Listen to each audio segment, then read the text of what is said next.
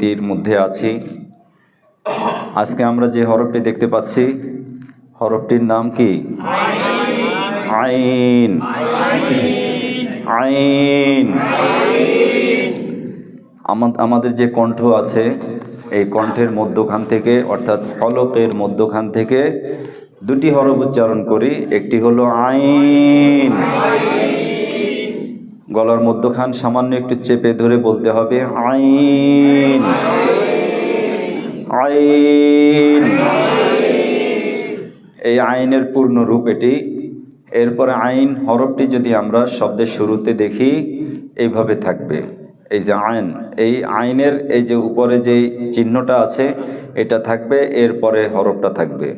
এখানে আছে আইন নুন জবর আন। শব্দের মাঝে আইন এই রূপে থাকবে, এই যে দেখতে পাচ্ছি এই রূপে শব্দের মাঝে থাকবে। যেমন এখানে লেখা আছে মিম জবর মা, আইন জবর আ, হা পেশ হু, মাহু। কি হবে? মাহু। এরপরে আমরা দেখতে পাচ্ছি শব্দের শেষে আইন এই রূপে নেই, কিন্তু এই রূপে আছে। আমরা যে রূপটা দেখি এটা মনে রাখলেই হবে যে কোরআনে এইভাবে আইন অক্ষরটা দেওয়া আছে। মিম জবর মা, আইন জবর আ, মা। বলি মিম জবর মা, আইন জবর আ, মা। মাশাআল্লাহ। এইভাবে আমরা আইন হরফটা চিনতে পারবো ইনশাআল্লাহ। এখন আমরা দেখতে পাচ্ছি আইন হরফটি আমরা কোরআনের বিভিন্ন আয়াতে আমরা দেখতে পাচ্ছি। সবাই আমরা একটু পড়ে নিই। এখানে আছে সূরাতুন নাবা, অর্থাৎ কোরআনুল কারীমের 30তম পারার একেবারে শুরুতে যে সূরাটি আছে, এখানে আল্লাহ তাআলা বলেন আম্মা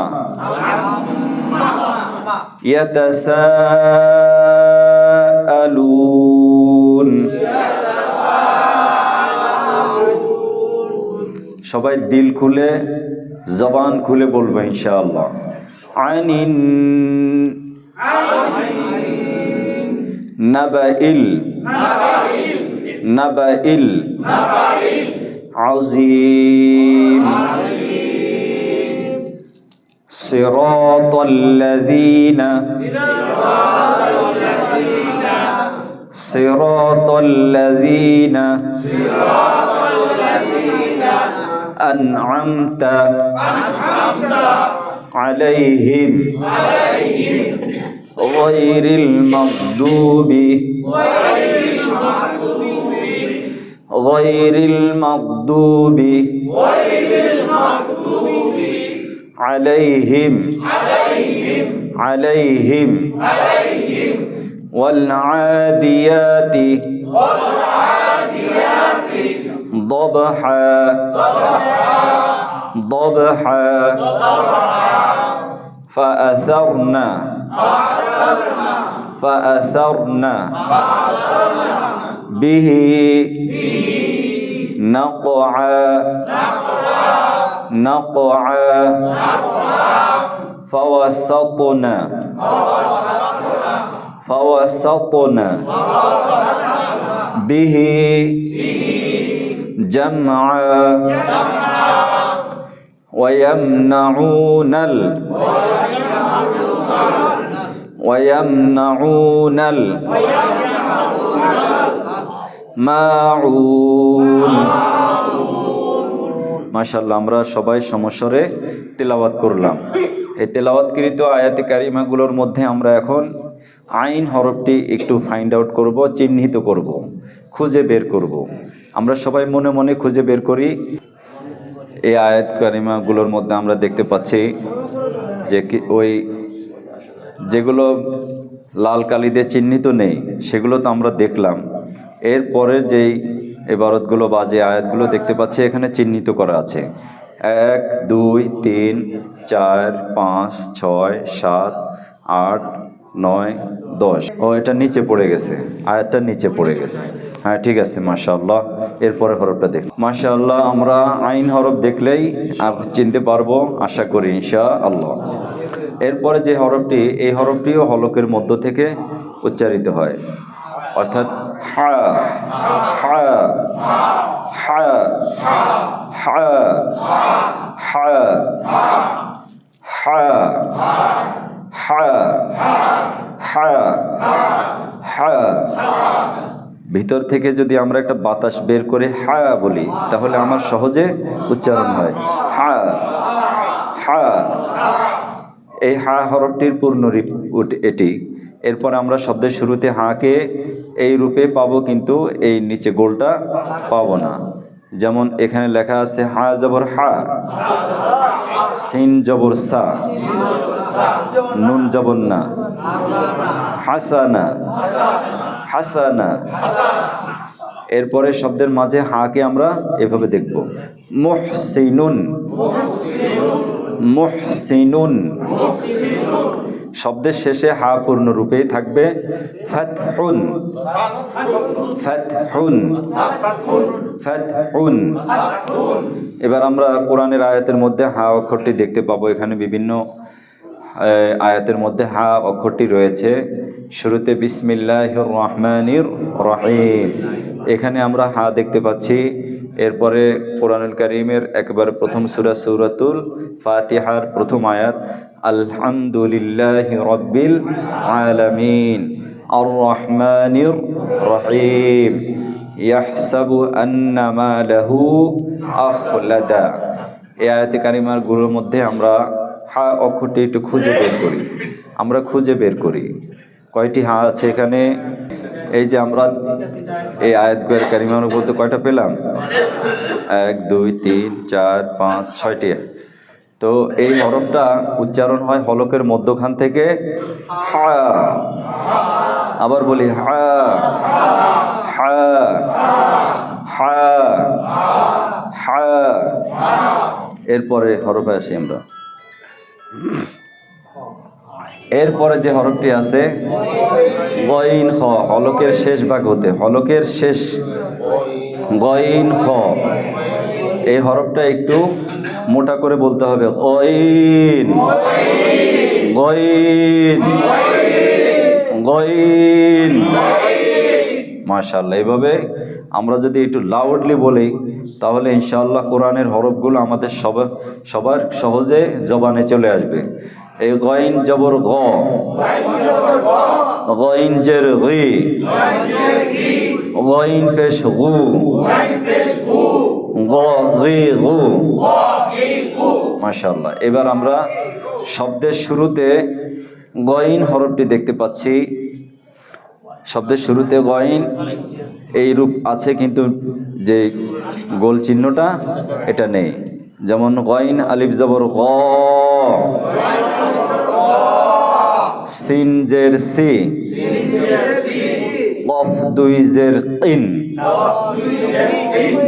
গসিকিন। এরপরে শব্দের মাঝে গইনকে আমরা এই রূপে দেখতে পাচ্ছি আল গায়বা, হামজা লাম জবর আল, গইন ইয়া জবর গই, বা জবর বা, আল গায়বা। এরপরে শব্দের শেষে গইন নিজের রূপে আছে, পূর্ণ রূপে আছে। বা আলিফ জবর বা, লাম জবর লা, গইন জবর গ, বালাগ বালাগ।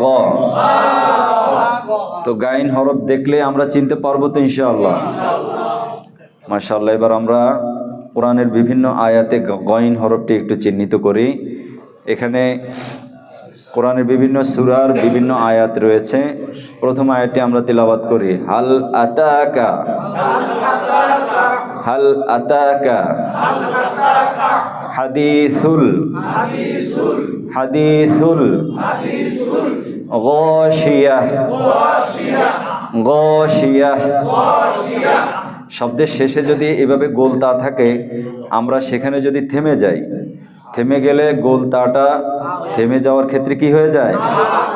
মাশাআল্লাহ। সবাই বলছেন গোল তা থেমে গেলে কি হবে?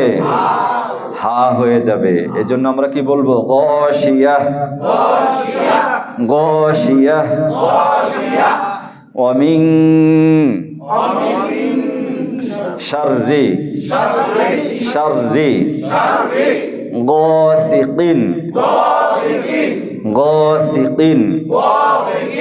إذا লালটা কি হবে নরম হবে ইযা ওয়াকাব শব্দের শেষে যদি আমরা অক্ফ করি অক্ফকৃত হরফে সাকিন হবে ওয়াকাব এরপরে ইল্লাল্লাযীনা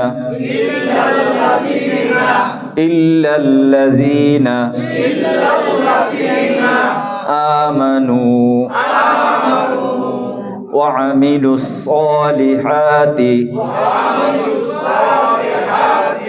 وعملوا الصالحات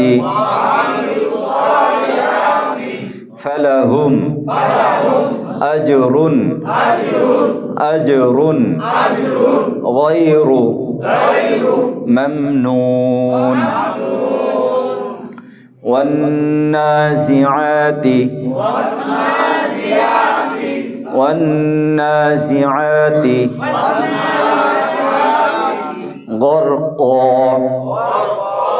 غرقا غير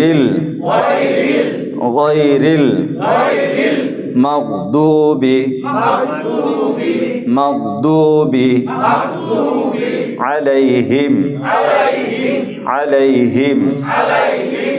এখানে আমরা একটু তালাশ করি খুঁজে বের করি গইন হরফ কয়টি আছে আমরা চিহ্নিত হরফগুলোর মধ্যে দেখতে পাচ্ছি এই হরফগুলো কি গইন একটু গুনে দেখি গাশিয়ার এই গইন শাররি গাসিকিনের গইন ইল্লাল্লাযীনা আমানু ওয়া আমিলুস সলিহাতি ফালাহুম আজরুন গায়রু মামনুন ওয়ান নাজিআতি গরকা গায়রিল মাগদুবি আলাইহিম মাশাআল্লাহ আমরা যেন মনে রাখতে পারি যে হরফগুলো কোরআনে দেখলেই আমরা বুঝতে পারবো এই হরফটা কি গইন এরপরে আমরা হরফটা দেখি খ গইন খ গইনের সাথে জোড়া এই হরফটি হলকের শেষ ভাগ হতে এই খ হরফটি মোটা হবে খ হরফটি কি হবে আমরা এইভাবে উচ্চারণ করব খ খ খ খ জবর খ খ জের খি খ পেশ খু খ খি খু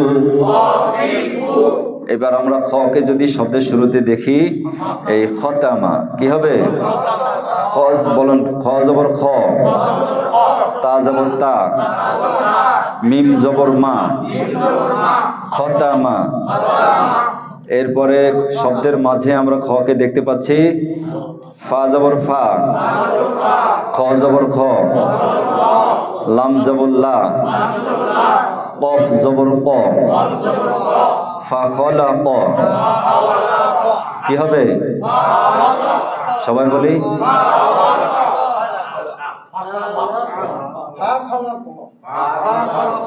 যে কোনো একজন বলেন ফা খলাক আমরা যে হরকতযুক্ত হরফকে আমরা ধীরে ধীরে বা টেনে বলছি এটা আমাদের মারাত্মক ভুল হচ্ছে কি হচ্ছে আমরা আগে বলেছি যে হরকতের উচ্চারণ কি করতে হয় দ্রুত বলতে হবে ফা খলাক ফা খলাক কেউ যদি বলে ফা খলাক তাহলে কি হবে খুবই ভুল হবে হরকতের উচ্চারণ কি করতে হবে ফা খলাক এরপরে আসুন ফায়ানসাখু ফায়ানসাখু এই খ হরফটি পূর্ণ রূপে আছে খ হরফটি কি শব্দের শেষে পূর্ণ রূপেই থাকে এরপরে আমরা কোরআনের আয়াতের মধ্যে এই খ হরফটিকে দেখতে পাবো এবং উচ্চারণ করি বলি ওয়া আমানাহুম وآمنهم من خوف من شر মিন শাররি মা খলাক খলাকাল ইনসানা খলাকাল ইনসানা মিন আলাক ফি নারি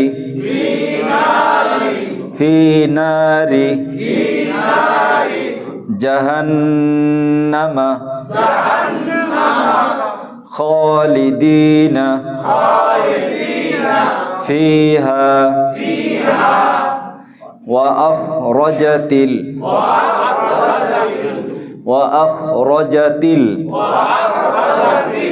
আরদু আথকালাহা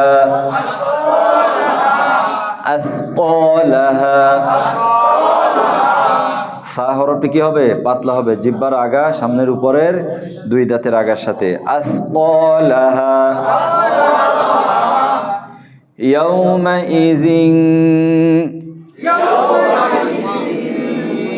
ইয়াউমাইযিন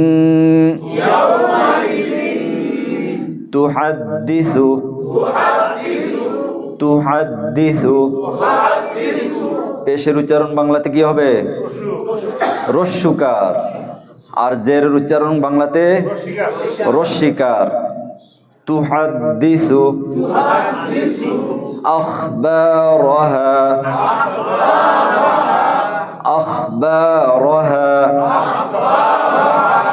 আখবারাহা মিনহা খলাকনাকুম।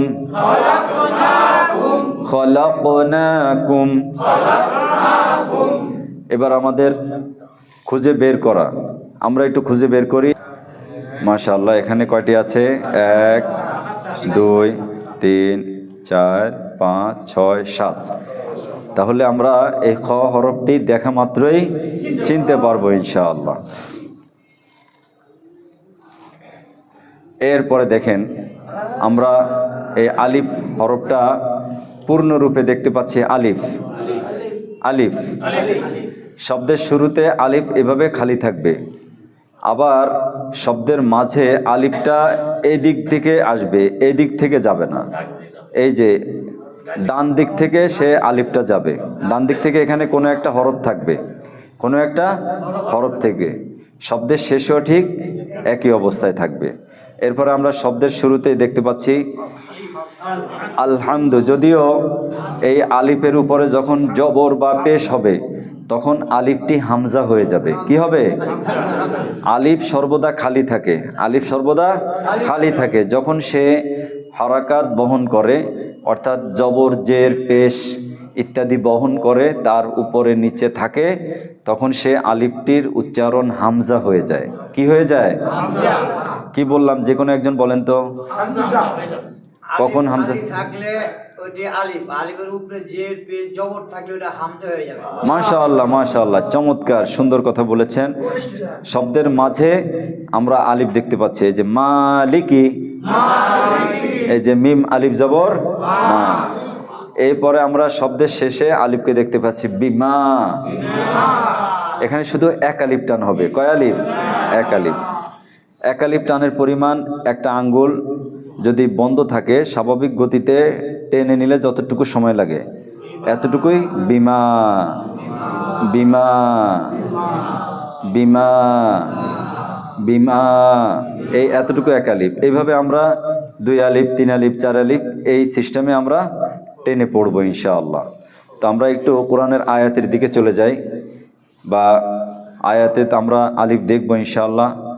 পাক ভারত উপমহাদেশ, পাক ভারত বাংলাদেশ অর্থাৎ উপমহাদেশে কোরআনের ছাপাতে আলিফের উপরে হামজা লেখা হয় না, অন্য অন্য দেশে হামজা লেখা হয়।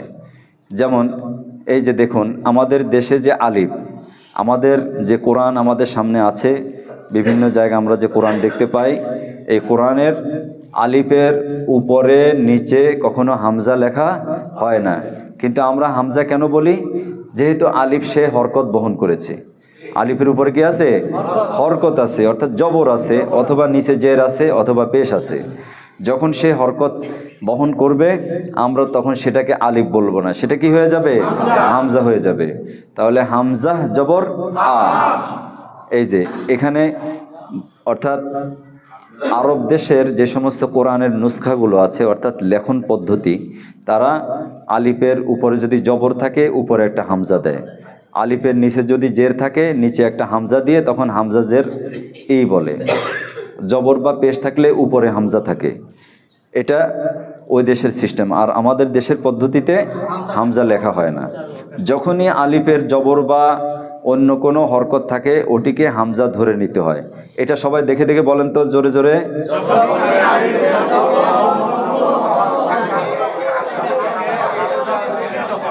হরকত কাকে বলে? মাশাআল্লাহ, জবর জের পেশকে কি বলে? হরকত বলে। হরকতের উচ্চারণ